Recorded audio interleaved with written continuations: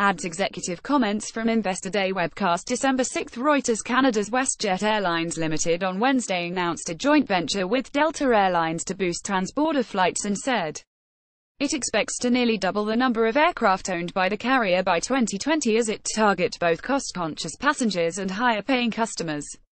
Canada's second-largest carrier is evolving from a single brand into a model of multiple airlines, offering higher-end service while also launching an ultra-low-cost carrier in 2018 to target customers on a budget, Chief Executive Gregg Saretsky said during WestJet's Investor Day. "We just got to the point where the single brand can no longer fulfill all the missions we're seeking to fulfill," he said. WestJet, which competes against Air Canada, also said it had struck a preliminary agreement with Delta to coordinate schedules for new nonstop flights in the United States and Canada, along with frequent flyer points. WestJet said the agreement is expected to be signed in the first half of 2018 and will likely take effect in 2019 after Delta and WestJet receive all required regulatory approvals. Calgary-based WestJet is targeting an annual operating margin of between 10% and 12% in 2018 to 2020, consistent with last year, and an improving annual return on invested capital that is expected to exceed 13% in 2020. WestJet said it intends to increase the number of aircraft fully owned and paid for by the airline, as opposed to leased, to 96 by 2020 from 51 at the end of the third quarter.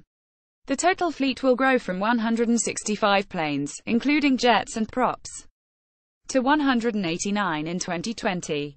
Some analysts remained cautious, however, about WestJet's plans at a time when organized labor has unionized the company's pilots and is aiming to organize other staff as well. "We remain concerned about execution, with so many simultaneous initiatives underway, all in a climate of unease on the labor front," wrote AltaCorp Capital analyst Chris Murray in a note to clients. Ahead of its Investor Day, the carrier laid out plans to save $140 million, $110.6 million to $200 million in costs through 2022. WestJet said its plans to attract and retain premium travelers, among other revenue-generating strategies, represent an annual opportunity of between $300 million to $500 million through to 2022. The company also said it expects to trim expenses next year to $780 million compared with $1 billion in 2017. WestJet stock was up 0.45% to $26.52 in early afternoon trading, $1.27. Reporting by Tanaz Shakir in Bengaluru and Alison Lampert in Montreal. Editing by Jonathan Otis and G. Crossier. Standards to Thomson Reuters. Trust principles.